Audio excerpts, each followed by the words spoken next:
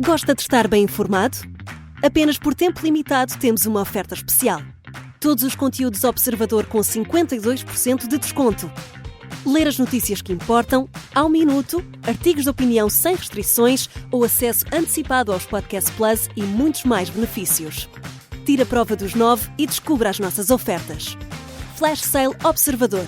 Mais benefícios, metade do preço. Assine agora em observador.pt por 1 ano com 52% de desconto. Houve ineficácia das autoridades no socorro às populações de Valência?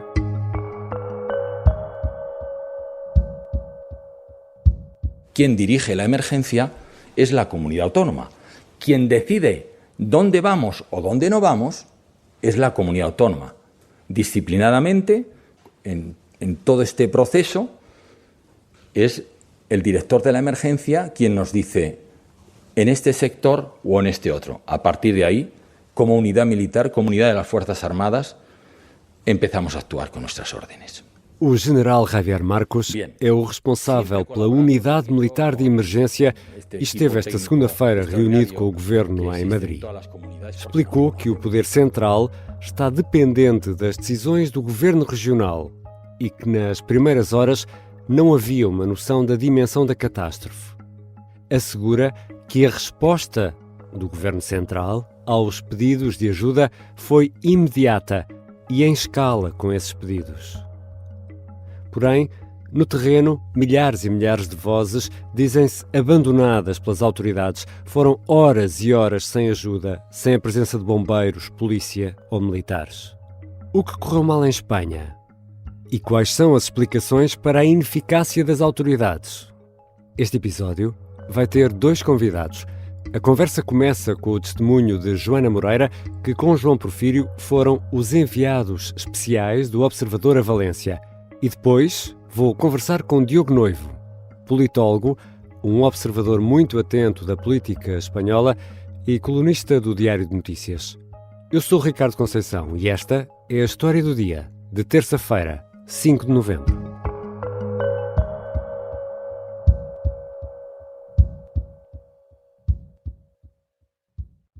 Bem-vinda, Joana. Olá, Ricardo. Tu e o João Porfírio chegaram a Paiporta 24 horas depois daquela zona ter sido atingida pela Dana. Chegaram na quarta-feira à noite. Joana Moreira, o que é que encontraram em Paiporta? Nós chegámos na quarta, como bem disseste, nós voámos para Barcelona e fizemos uma viagem de carro de cerca de 4 horas até Valência e à chegada escolhemos ir para Paiporta porque algumas das imagens mais impressionantes que tínhamos visto eram dali. Mas estávamos longe de imaginar que seria este pequeno município a chamada Zona Zero da Tempestade. Aliás, esse foi um termo que só foi utilizado no dia seguinte pela imprensa espanhola. Quando nós chegámos, já a noite estava cerrada, o cenário parecia retirado de um filme de terror, não há outra forma de o explicar. A partir do momento em que saímos das estradas principais, das vias rápidas, e passámos a única ponte que não tinha sido destruída entre Valência e Paiporta, o cenário mudou drasticamente. As ruas estavam vazias, cobertas de lama, víamos pilhas e pilhas de carros uns sobre os outros, que tinham sido arrastados, casas sem portas, entulho, um cenário de absoluta destruição. Estamos a falar de um município de Valência com cerca de 26 mil habitantes, uma área de 4 km quadrados, completamente apagado. A única luz que havia era dos faróis do carro que conduzíamos. E estava um silêncio de cortar à faca. Era uma cidade fantasma, foi assim que a descrevemos. Mas não havia bombeiros? Não havia nada, não havia ninguém nas ruas. A dada altura nós estivemos numa localidade próxima de Paiporta, que era Picanha, sobre a qual escrevemos, temos uma reportagem no Observador sobre ela. Sim. E aí nós vimos alguns carros da polícia a fazer uma espécie de ronda e que percebemos que era essencialmente para evitar assaltos. Era isso que te queria perguntar. Entretanto, encontraram bombeiros, polícia, forças armadas, porque a sensação que fica também ao ler ao vosso trabalho e ao ouvir os relatos que fizeram na Rádio Observador é que naquelas primeiras horas, pelo menos, as populações ficaram entregues a elas próprias. E aqui temos 2 grandes hipóteses. Ou não houve uma resposta competente para ajudar estas populações, ou não houve capacidade humana e material para chegar a todo o lado perante a dimensão da catástrofe. Tu e o João Porfírio foram testemunhas privilegiadas que chegaram 24 horas depois. O que é que os teus olhos viram sobre isto, Joana?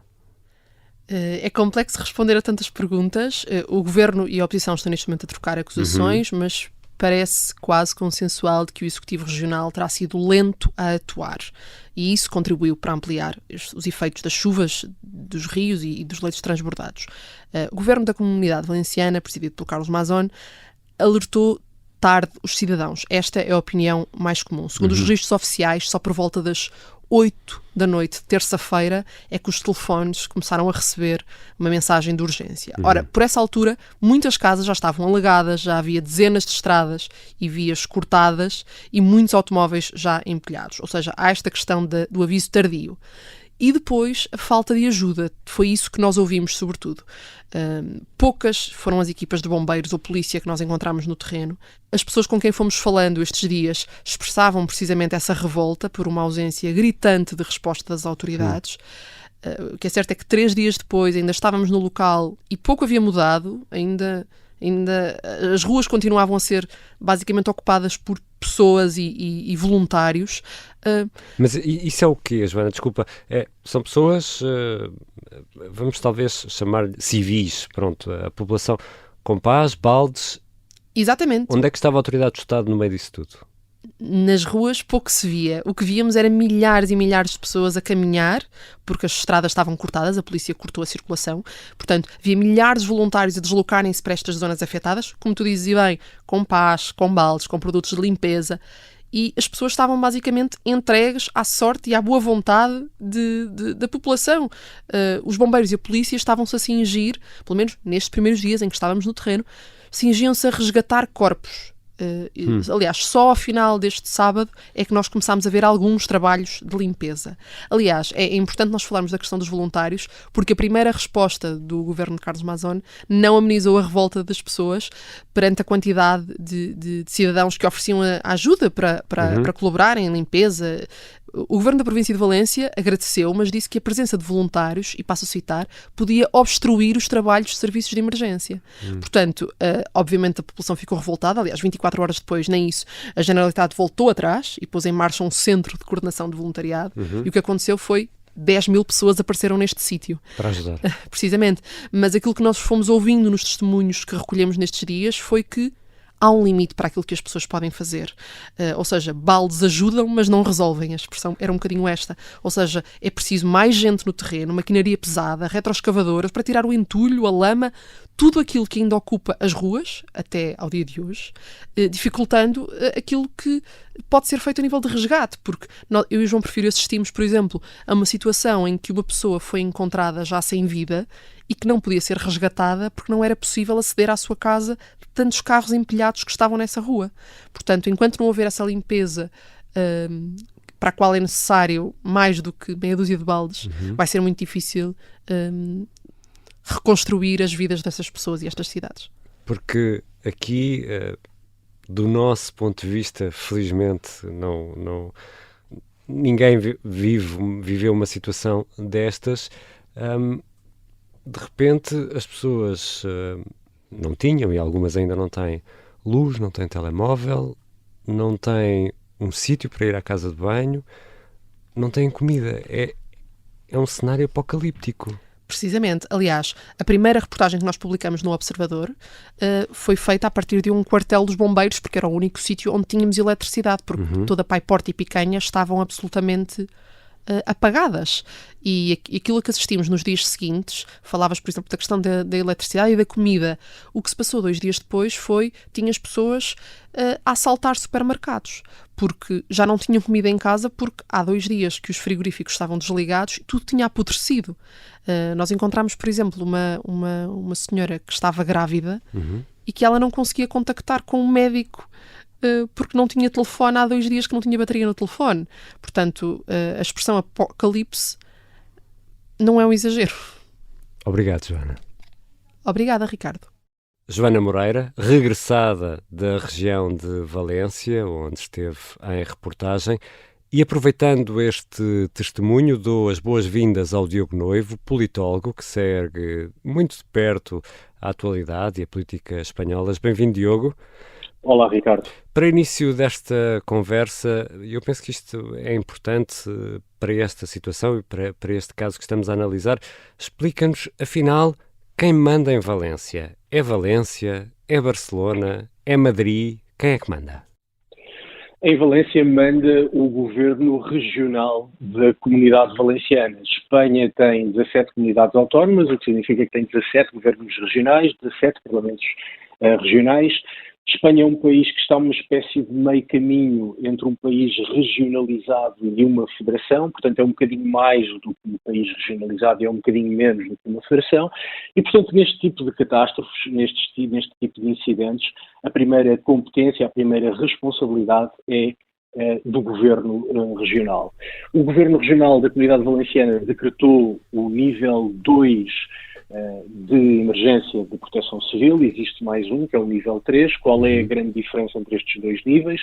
Bom, o nível 2, o atual, faz com que a condução das operações esteja na esfera de competências do Governo Regional.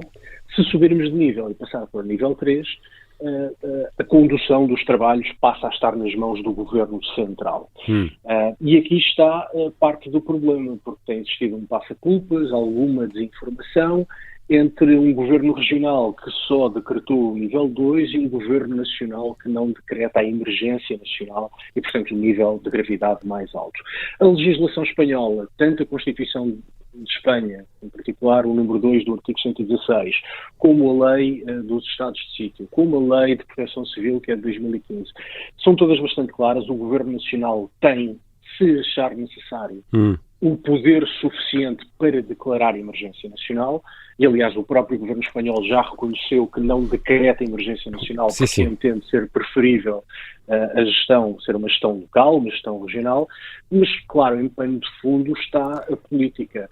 O governo valenciano é da direita, com uma maioria do Partido Popular, e o governo espanhol é de esquerda, com uma maioria do Partido Socialista. E, portanto, tudo isto está a ser entendido um bocadinho à luz de guerras partidárias. Diogo, essa confusão e essas guerras podem explicar em parte este exemplo muito concreto que temos e que tem sido alvo de discussão em Espanha, que é o porquê do atraso no envio dos alertas por SMS para os telemóveis.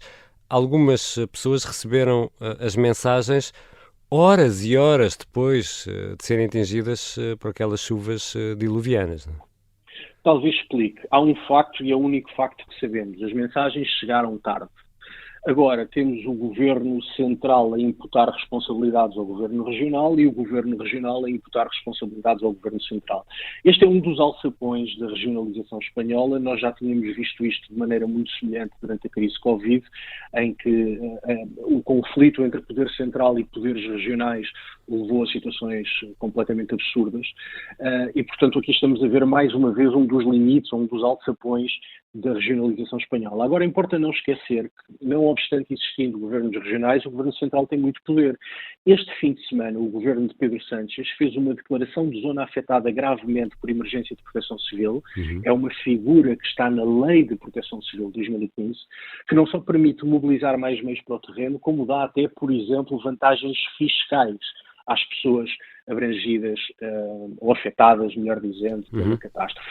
Ora, isto é uma competência exclusiva do Conselho de Ministros, sobre proposta dos Ministros das Finanças, das Administrações Públicas e da Administração Interna, e o Governo Central só fez isto no fim de semana passado. Podia ter feito isto há vários dias.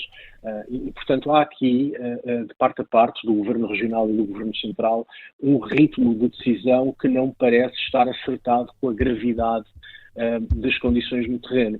E tudo isto permite especular se estes desencontros e estas gestões de tempo não estarão relacionadas com interesses ou com lógicas estritamente político-partidárias. Essa é uma das grandes perguntas que temos para a segunda parte desta História do Dia. Já regressamos à conversa com o Diogo Noivo, especialista em política espanhola.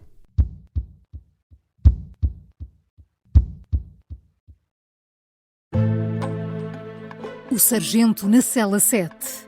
O homem na cela 7 escapou à morte por pouco. Piratinha do ar. Eu já disse que ele só tem 16 anos. um espião no Kremlin. Esta é a história escondida de como Putin montou uma teia de poder e guerra. O encantador de ricos. Todos queriam estar com ele, todos queriam ser vistos com ele e todos queriam fazer negócios com ele. Operação Papagaio. Dão-lhe a entender que o melhor é que também fique calado. Matar o Papa. Crono não está só disposto a matar, também está disposto a morrer. Um rei na boca do inferno. A mansão da boca do inferno está cheia de espiões e informadores, por dentro e por fora. São histórias que fazem parte dos Podcast Plus do Observador. Pode ouvir no site do Observador, nas plataformas de podcast e no YouTube. Podcast Plus é mais do que um podcast. Estamos de regresso à conversa com Diogo Noivo, especialista em política espanhola, alguém que observa há muito tempo e atentamente a atualidade em Espanha. Diogo, além de todos os problemas de que já aqui falámos, há uma certa opacidade, para não dizer muita opacidade, por exemplo, na divulgação de dados que no fundo nos ajudam a ter uma ideia aproximada da dimensão desta tragédia. Estou a falar do número de mortos, número de desaparecidos, casas afetadas. Qual é a explicação para isto? Isto é uma ocultação deliberada? Não há noção, por outro lado, não há noção porque as autoridades não estão como deviam no terreno, portanto também não sabem? Ou a dimensão da tragédia é tal que ainda é cedo para termos estes dados? Creio que todas essas hipóteses são corretas.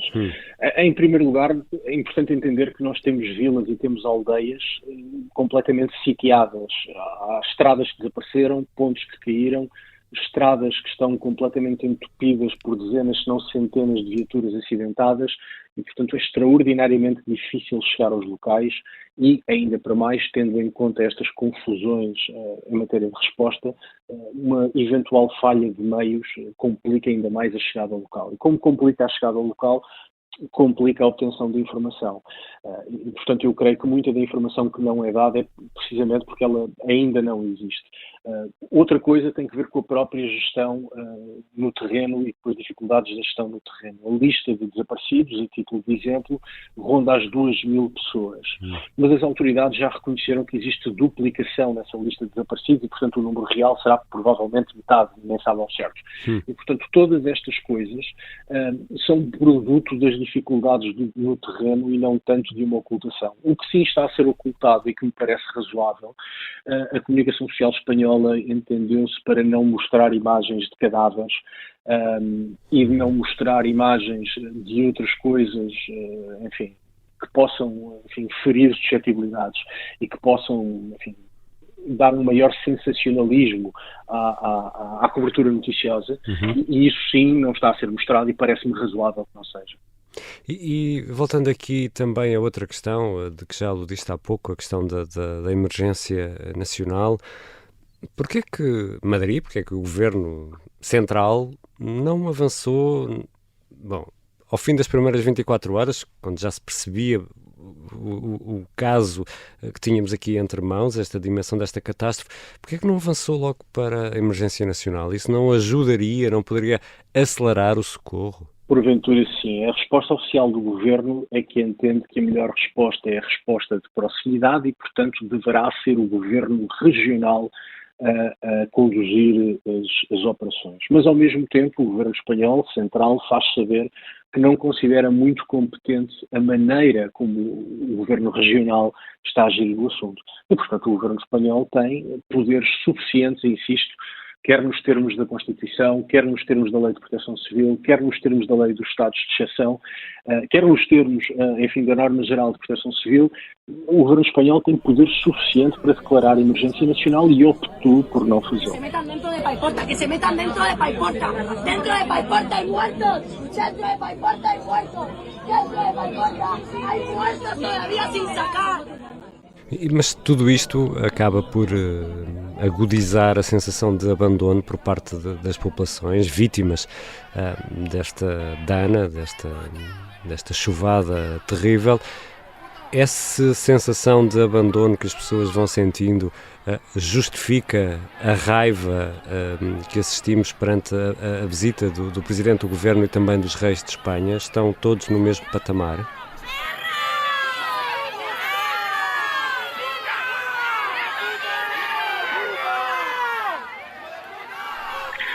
Justifica a raiva, mas não pode justificar a violência. Acho que é importante termos algum contexto. Há pessoas que estão há 5 dias sem água, sem luz, sem gás, sem eletricidade, sem casa, sem uma casa de banho onde fazer as suas necessidades fisiológicas, sem saber de amigos e de familiares, sem poder saírem das vilas onde vivem, e isto ao longo de 5 dias. E o mais grave é que nestes 5 dias não viram a presença do Estado. Não viram um bombeiro, não viram um membro da Proteção Civil, não viram resposta por parte do Estado. E, portanto, ao fim de 5 dias, em circunstâncias que nós não estamos habituados a ver num Estado-membro da União Europeia, nós associamos este tipo de condições a outras latitudes, por exemplo, ao Haiti ou à Nicarágua. Ao fim de 5 dias, em condições inacreditáveis, para o que é habitual na Europa, é normal que, deslocando-se os responsáveis políticos, em particular o Presidente do Governo Nacional e o Presidente do Governo Regional, deslocando-se ao local, que isso suscite ira, que isso suscite frustrações. Agora, evidentemente, não pode justificar a violência. Claro. Importa, contudo, entender que esta gente está num Estado de Direito Democrático, Estado-membro da União Europeia, muitos estão há 5 dias sem nada daquilo que mais elementar existe e sem ver a presença do Estado. E eu creio que a visita que foi organizada, que partiu do monarca, teve precisamente esse objetivo. O monarca, como chefe de Estado, entendeu que não é admissível que numa democracia europeia, ao fim de 5 dias, ainda se verifiquem aquelas condições, e percebendo o estado de abandono a que aquelas pessoas estão votadas, entendeu ser importante mostrar que o Estado existe. Aliás, há frases de Filipe VI muito nessa linha, de dizer que o Estado existe e que não os abandonou. Eu acho que isso nos deve fazer pensar, quando é necessário que o chefe de Estado diga que o Estado existe, mostra que o Estado não existiu nos dias anteriores. E, portanto, o objetivo da visita foi esse, e as pessoas, e vendo as imagens que foram divulgadas, as pessoas dirigiram a sua ira sobretudo aos responsáveis executivos, portanto não aos monarcas, evidentemente também foram visados pela violência, mas sobretudo a Pedro Sánchez e a Carlos Mazón, que é o presidente da Comunidade Valenciana. Porque vimos todo aquele tumulto, vou chamar-lhe assim, aquela raiva toda, mas apesar de tudo, quer dizer, isto é uma percepção à distância, ajuda-nos aqui também a entender isto um pouco melhor. Apesar de tudo, o rei ficou mais um pouco, o presidente do governo espanhol foi retirado imediatamente dali. Há aqui alguma diferença ou são só os nossos olhos a ver as coisas desta forma? Bom, há com certeza uma diferença factual. Estavam ali 3 políticos: o rei, o presidente do governo de Espanha e o presidente do governo regional. O presidente do governo de Espanha, Pedro Sánchez, saiu, optou por sair. Os outros 2 ficaram. E o rei teve um comportamento que me parece de enorme sentido de Estado, de enorme responsabilidade, em circunstâncias muito adversas, que até punham em causa a sua segurança e a segurança da rainha. Optou por ficar no terreno a ouvir as pessoas, a dar as explicações possíveis. Importa recordar que o rei não tem poder executivo e, portanto, não pode fazer nada de tangível. O rei, no fundo, não manda nada, não é? O rei não tem, sim, de facto, não manda, é uma figura com um peso institucional grande, mas poder executivo não tem nenhum. E, portanto, o rei acaba por assumir a despesa política de ouvir a insatisfação e de ser, até certo ponto, vítima da ira das pessoas que estão há 5 dias sem tudo o que mais elementar existe. E, portanto, aí o rei esteve francamente bem. Aliás, a monarquia em Espanha já há alguns anos que está a sair-se bastante bem por mérito próprio, mas sobretudo por demérito dos principais partidos. As incapacidades políticas, tanto do Partido Popular como do PSOE, têm permitido que o rei apareça como um referencial de estabilidade, como uma espécie de garante das instituições, e, portanto, há uma lógica que parece, ou que pode ser resumida da seguinte maneira: quanto mais incompetentes são os partidos, mais respeitável para essa figura do monarca. E o caso destes tumultos em Valência mostra um bocadinho isso, não é? O papel das instituições. E há uma instituição que é a monarquia que, com todos os custos, optou por ficar no terreno e ouvir as pessoas. Isso, evidentemente, tem um significado político. Diogo, a gravidade desta dana, desta tempestade, que explicámos, de resto, aqui no episódio de 31 de outubro, na História do Dia, a dimensão é tal que seria impossível, será impossível um cenário destes não provocar vítimas ou danos muito elevados. Mas, por tudo aquilo que já explicaste aqui nesta nossa conversa, eu vou à pergunta que, no fundo, serve de título a este episódio, que penso que se impõe. Esta catástrofe foi agravada pela ineficácia, e quando falo aqui de ineficácia é de, precisamente, a ineficácia da presença do Estado no socorro, na resposta aos cidadãos, portanto, a ineficácia no socorro e na política? Muito provavelmente. Esta catástrofe, como disseste, tem uma dimensão tal que não há nenhum país com meios suficientes para atravar ou para eliminar por completo os riscos que dela resultam. Agora, parece-me evidente, e mesmo não sabendo ainda tudo, parece-me evidente que houve manifesta incompetência na gestão desta crise. E havendo incompetência na gestão da crise, não me parece abusivo pensar que, se as coisas tivessem sido feitas de outra maneira, porventura os danos materiais, humanos, não teriam sido tão grandes. Obrigado, Diogo. Obrigado, Ricardo. Diogo Noivo é politólogo, é um observador muito atento da política espanhola e é colunista do Diário de Notícias. Esta foi a História do Dia. Os sons que ouvimos neste episódio foram retirados da rede social X. A sonoplastia é de Mariana Sousa Aguiar, a música do genérico do João Ribeiro. Eu sou o Ricardo Conceição. Até amanhã.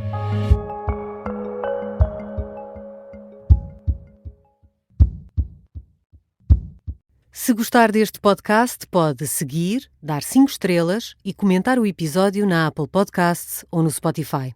Pode também subscrever e gostar no YouTube. Assim recebe uma notificação sempre que houver um novo episódio.